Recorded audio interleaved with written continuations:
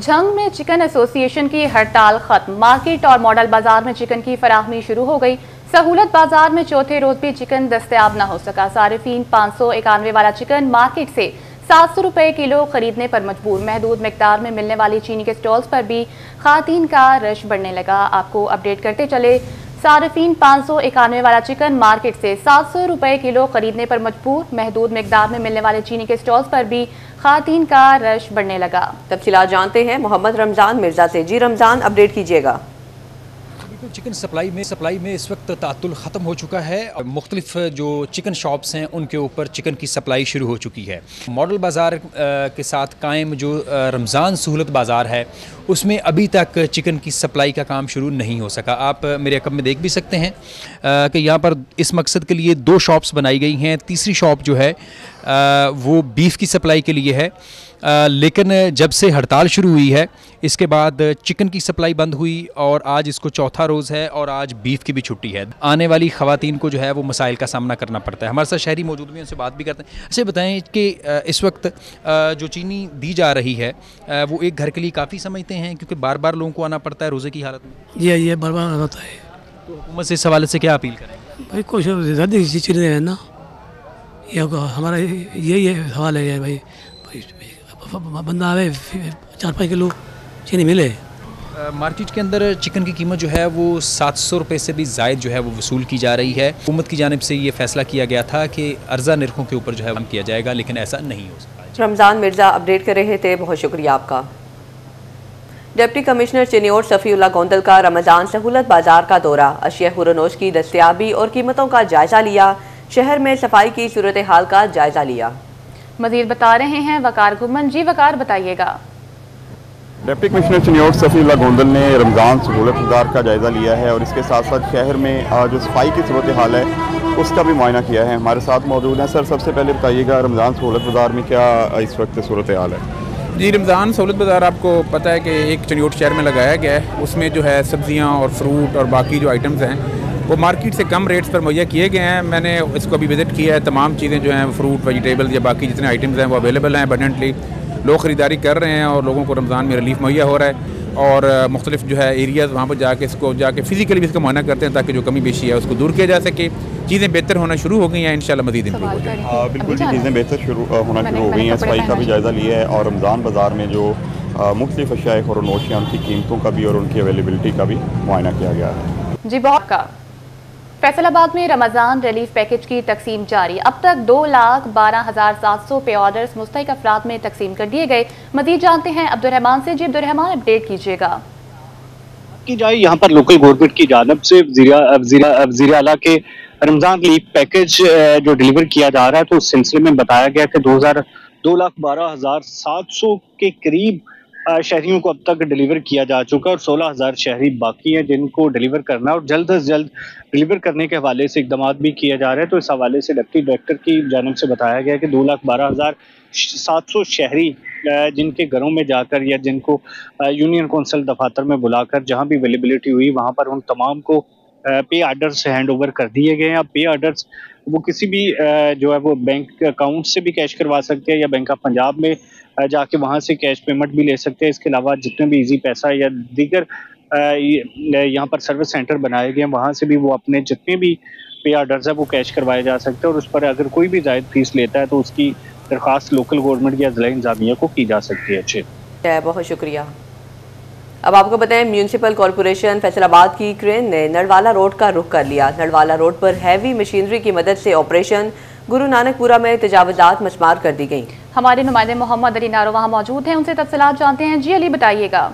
4 माह कबल शुरू होने वाला तजावुज़ात के खिलाफ ऑपरेशन, जिसकी शुरुआत घंटा घर के 8 बाज़ारों से हुई है, वो हर गुजरते दिन के साथ जारी और सारी है और शहर के मुख्तलिफ इलाकों में रोज़ाना की बुनियाद पर जो म्यूनसिपल कॉरपोरेशन है उसकी जानिब से तजावुज़ात के खिलाफ ऑपरेशन किए जा रहे हैं। गुज़श्ता रोज़ भी ऑपरेशन किया गया, उससे पहले भी ऑपरेशन किया गया। अगर आज का जायज़ा लिया जाए ऑपरेशन का तो शहर के पोश तरीन इलाकों का रुख किया गया है म्यूनसिपल कॉरपोरेशन की क्रेन की जानिब से और बड़े पैमाने पर तोड़ फोड़ की गई है नजायज़ तजावज़ात की। इस वक्त मैं मोहम्मदपुरा में मौजूद हूँ, इसके साथ ही गुरु नानकपुरा है, वहाँ पर ऑपरेशन किया गया है जिसकी मद में जो नजायज़ तजावज़ात थे, शटर थे, पक्के थड़े बाहर बनाए गए थे, पक्की तजावज़ात कायम की गई थी और कई फिट बाहर निकाला गया था, उनको ख़त्म किया गया है। और साथ में मोहम्मदपुरा का रुख किया गया है जो कि इंतहाई पोशतरीन इलाका है, साथ में गुलबर्ग का इलाका है, नरवाला रोड मेन शाहरा लगती है और तजावज़ात की भरमार थी जिसको म्यूनसिपल कॉरपोरेशन की जानिब से ख़त्म किया गया है। अभी सलीम आपको दिखा सके कि ये चौक के मनाजिर हैं जहाँ पर अभी भी आगे मशीनरी काम कर रही है और हैवी क्रेन जो म्यूनसिपल कॉरपोरेशन की है वो नजायज़ तजावज़ात का खात्मा कर रही है। और बाएं जानिब अगर आपको सलीम दिखा सके क्या सूरत हाल है, मस्जिद के बिल्कुल बाहर जो नजायज़ दुकानें कायम की गई हैं उनको मुकम्मल तौर पर मस्मार कर दिया गया है और इस शहर जो पूरे का पूरा चौक है वो मलबे में तब्दील होता दिखाई दे रहा है। ना फ़कत ये चौक हो, इसके साथ की जो गलियां हैं और साथ में जो चौराहे हैं, इससे साथ साथ जो मेन रोड जो आगे जाता है मोहम्मदपुरा का गुलबर्ग वाली साइड पर, बेस टावर वाली साइड पर, वहाँ पर भी ऑपरेशन जारी और सारी है। और जो तजावज़ात कायम किए गए हैं शहरियों की जानिब से, गैर कानूनी तजावज़ात कायम किए गए हैं, उनको तोड़ा फोड़ा जा रहा है और जो शटर थे वो निकाल दिए गए हैं, पक्के थड़े ख़त्म कर दिए गए हैं और जो तंदूर मालिकान की जानिब से तंदूर दुकान से बाहर बनाए गए हैं वो गिरा दिए गए हैं। और इसके साथ साथ आज जो देखने में आ रहा है वो एक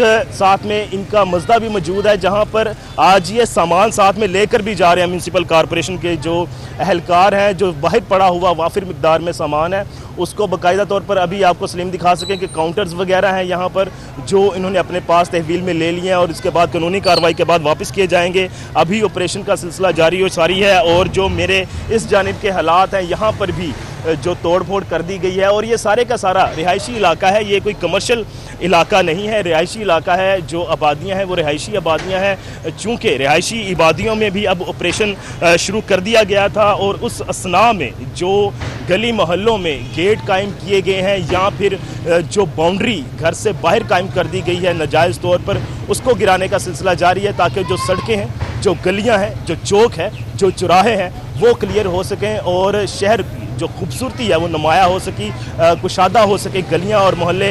इसी तनासुब के साथ रोज़ाना की बुनियाद पर म्यूनसिपल कॉरपोरेशन कार्रवाइयाँ जारी रखे हुए है और मुख्तलिफ जो इलाके हैं उनमें ऑपरेशन किए जा रहे हैं और उनमें पोश इलाके भी शामिल होते जा रहे हैं। ये मोहम्मदपुरा का इलाका है, गुरु नानकपुरा है जो कि शहरी इलाके हैं मुकम्मल तौर पर, बड़े बड़े यहाँ पर जो इंडस्ट्रियल एरियाज़ के साथ लगते हैं, लेकिन ये मुकम्मल तौर पर रहायशी इलाके हैं और यहाँ पर ऑपरेशन जारी है जिसके साथ साथ जो दुकानें हैं वो मस्मार कर दी गई हैं, थड़ों को तोड़ फोड़ दिया गया है और अभी भी ऑपरेशन के जो अभी हालात आपको नज़र आ रहे हैं, क्रेन आगे से आगे बढ़ती जा रही है और आगे जो मेन रोड आ जाएगा गुलबर्ग का वहाँ तक ये जाएंगे। जो नरवाला रोड से सिलसिला शुरू हुआ है उसका सिलसिला ख़त्म होगा गुलबर्ग मेन रोड पर और उसके दरमियान आने वाला जितना मोहम्मदपुरा का इलाका है और जिससे कबल जो गुरु नानकपुरे का इलाका था उसको भी क्लियर कर दिया गया है। और बिल्कुल साथ साथ जो लोगों के घरों के जो रहायशी इलाके हैं, घर हैं, उनके बिल्कुल साथ साथ जो थड़े कायम किए गए हैं, थड़े बनाए गए हैं, वो भी तोड़ फोड़ दिए गए हैं। ना सिर्फ वो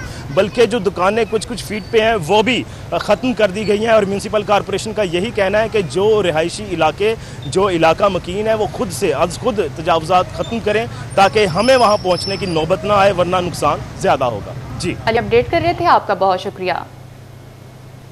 डिस्ट्रिक्ट अस्पताल चिन्योट की इंतजामिया शहरियों की जानों से खेलने लगी। अस्पताल के डायलिसिस वार्ड का पॉजिटिव आरओ वाटर प्लांट 3 हफ्ते से खराब। गुर्दों के मर्ज में मुब्तला मरीजों को डायलिसिस कराने में दुश्वारी का सामना है। तफसीलात जानते हैं बाबर मुनीर से। जी बाबर, बताइएगा। बिल्कुल जी, DHQ अस्पताल में डायलिसिस वार्ड में जो पॉजिटिव आरओ वाटर प्लांट है वो पिछले 3 हफ्तों से ख़राब है और जिस वजह से नेगेटिव आरओ वाटर प्लांट से पानी लेकर पॉजिटिव को दिया जा रहा है। और ये पानी इसलिए इस्तेमाल होता है चूँकि जब जो डायलिसिस होना होते हैं तो उसमें जो ब्लड होता है उसको हीट ज़्यादा ना मिलने की वजह से इस पानी का इस्तेमाल होता है, या बाहर से प्राइवेट जो है वो उन्हें गुर्दे जो है वो वाश करवाने पड़ रहे हैं, डायलिसिस करवाने पड़ रहे हैं, जिस वजह से शहरी परेशान है। क्या मसला है? मेरे चाचू के गुर्दे वाश होंगे जी, असी हर रोज़ इतने चक्कर ला रहे हैं लेकिन डॉक्टर साडी गल नहीं सुन रहा। वो कह रहे हैं फैसलाबाद है जो इन्ना असी खर्चा नहीं अफोर्ड कर सकते। मसला की क्यों नहीं तुहानू अटेंड कर रहे? वो कह रहे हैं जी मशीनरी खराब है जी, लेकिन मरीज बेड खाली है, अगर देखा जाए तो बेड खाली है लेकिन दाखिल नहीं कर रहा है। बिल्कुल जी, जो मरीज़ों के लवाहिकीन है वो भी इस हवाले से खासे परेशान है। उनका कहना है कि करोड़ों रुपए का फ़ंड है और इसके बावजूद जो पॉजिटिव आरओ वाटर प्लांट है वो कई जो है वो हफ्तों से ख़राब है, जिस वजह से उन्हें मसाइल का सामना करना पड़ रहा है। जी ठीक है बाबर, बहुत शुक्रिया।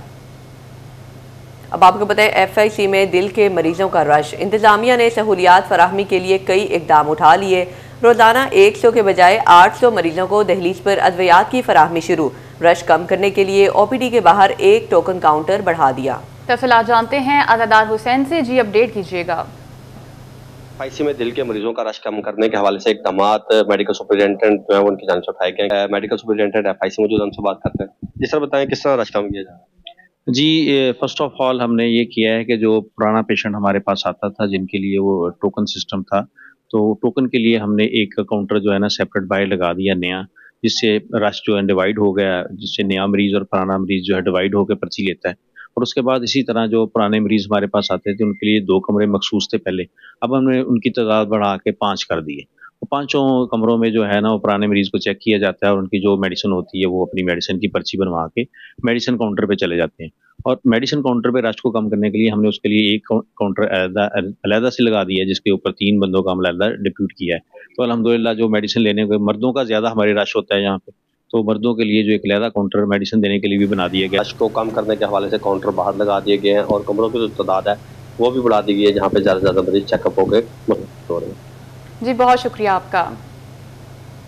फैसलाबाद में इलेक्ट्रिक बसें चलाने का मंसूबा तकमील की तरफ गामजन। शहर में 3 डिपो मेन टर्मिनल बनेगा। 4.5 अरब रुपए से ज्यादा लागत आएगी। Paper working final Punjab building जोन्स ने तखमीना लागत सेक्रेटरी ट्रांसपोर्ट पंजाब को इरसाल कर दिया। तफसीलात जानते हैं इमरान असलम से। जी इमरान बताइएगा। फैसलाबाद में अर्बन बस transport service green buses scheme चलाने के हवाले से अहम खबर है। फैसलाबाद में इन बसेस के लिए 3 main depot main terminal building की जगह फाइनल करते हुए तखमीना लागत तैयार कर लिया गया है। मजबूरी तौर पर 4.5 अरब से ज़ायद की लागत आएगी। फैसलाबाद सरगोदा रोड गुलाम अहमदाबाद गटवाला में 3 जो depot main terminal building final किए गए हैं। यहाँ पर ड्राइवर्स बिल्डिंग्स होंगी, बसेस के मेन जो खड़ी करने की जगह होगी, वाच टावर होंगे, दीगर जितनी भी एडमिन ब्लॉक होंगे। बात करें तो फैसलाबाद सरगोदा रोड पर जो अर्बन बस ट्रांसपोर्ट सर्विस का मेन डिपो है उस पर 1 अरब 54 करोड़ लागत आएगी। इसी तरह बात करें गटवाला की तो 1 अरब 67 करोड़ से ज़ायद की लागत से यहाँ पर मेन डिपो तमीर किया जाएगा अर्बन बस सर्विस के लिए। इसी तरह गुलाम अहमदाबाद का भी फाइनल हो चुका है और उस पर 1 अरब 41 करोड़ की लागत आएगी। 3 बड़े जो मेन डिपो टर्मिनल हैं उस हवाले से लागत फाइनल कर ली गई है। पंजाब बिल्डिंग जोन्स की जानब से सेक्रेटरी ट्रांसपोर्ट तकमीना लागत तैयार कर दिया गया है। बहुत शुक्रिया इमरान असलम। नेट मीटरिंग के ख्वाहिशमंद सार्फिन के लिए खुशखबरी। नेट मीटरिंग के लिए बैकअप मीटर की शर्त खत्म कर दी गई। 1 मीटर का ही डिमांड नोटिस अदा करना पड़ेगा। मज़ीद जानते हैं अवैस अली से। जी अवैस अपडेट कीजिएगा। फेस्को में नेट मीटरिंग के ख्वाहिशमंद सार्फिन के हवाले से अहम खुशखबरी सामने आ गई है।